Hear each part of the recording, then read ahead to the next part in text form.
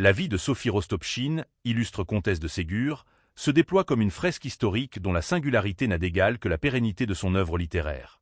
Née au crépuscule du XVIIIe siècle au sein de la haute aristocratie russe, elle grandit dans l'ombre d'un père puissant, le comte Fiodor Rostopchine, dont le nom reste indissociable de l'incendie de Moscou destiné à repousser les troupes napoléoniennes. Cette enfance marquée par la démesure des steppes et la rigueur d'une éducation aristocratique constitue le terreau fertile où s'enracineront plus tard ses récits les plus vibrants. L'exil qui conduit sa famille vers la France après la chute du régime impérial russe marque une rupture définitive dans son existence, l'obligeant à s'adapter à une culture nouvelle qu'elle finira par embrasser avec une ferveur exemplaire, notamment à travers sa conversion au catholicisme. Son union avec le comte Eugène de Ségur l'introduit au cœur de la noblesse française, mais ce mariage de convenance ne lui apporte guère la sérénité affective espérée. Le comte, souvent absent et peu préoccupé par les charges domestiques, laisse à son épouse la responsabilité de gérer le domaine des Nouettes en Normandie. C'est dans ce cadre verdoyant et paisible que Sophie trouve sa véritable vocation. Durant de longues années, elle se consacre exclusivement à l'éducation de ses nombreux enfants, puis de ses petits-enfants, développant un talent inné pour le récit oral. Ce n'est qu'à l'aube de ses 60 ans, sous l'impulsion de son entourage et par une nécessité financière autant que par passion, qu'elle accepte de consigner ses histoires par écrit.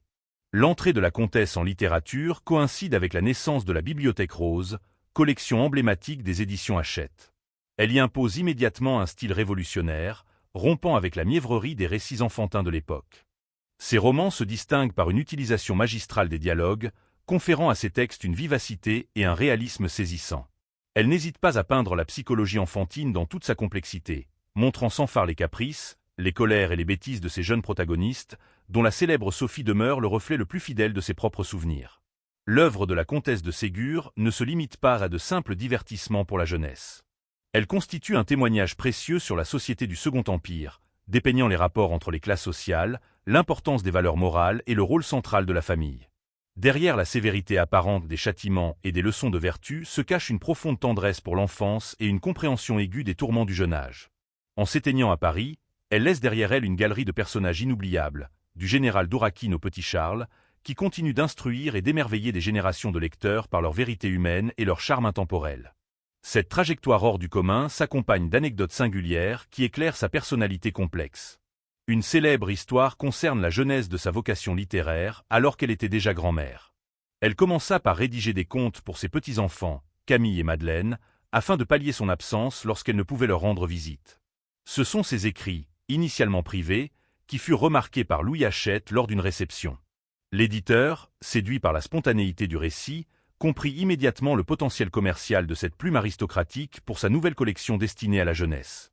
Une autre particularité réside dans le rapport que la comtesse entretenait avec la discipline et la douleur. On raconte qu'elle possédait un tempérament d'une résistance physique hors du commun, héritage sans doute de ses racines russes. Elle souffrait de crises de mutisme prolongées et de migraines atroces qu'elle appelait ses dragons, l'obligeant à s'isoler dans le silence le plus complet pendant plusieurs jours. Malgré cette santé fragile, elle affichait une fermeté de caractère qui transparaît dans la sévérité des punitions infligées à ses personnages. Elle considérait la souffrance physique ou morale comme un outil de rédemption nécessaire pour forger l'âme des enfants. Le personnage du général Dourakine, resté célèbre pour ses colères homériques et sa générosité fantasque, n'est pas une pure invention de l'esprit. Il s'agit en réalité d'une caricature à peine voilée de son propre père, le comte Rostopchine. En transposant cette figure paternelle redoutée dans ses romans, Sophie de Ségur exorcisait les souvenirs d'une enfance marquée par l'autorité absolue d'un homme capable d'ordonner l'incendie d'une métropole. Cette capacité à transformer les traumatismes familiaux en fresques romanesques souligne la modernité de sa démarche créatrice. Enfin, il est piquant de noter que la comtesse de Ségur entretenait une relation très contractuelle et rigoureuse avec l'argent. Bien que d'origine noble, elle négociait ses droits d'auteur avec une fermeté qui déconcertait ses éditeurs. Elle exigeait d'être payée rubis sur l'ongle pour chaque volume, utilisant ses revenus pour assurer l'avenir de ses enfants et l'entretien de son cher domaine des Nouettes.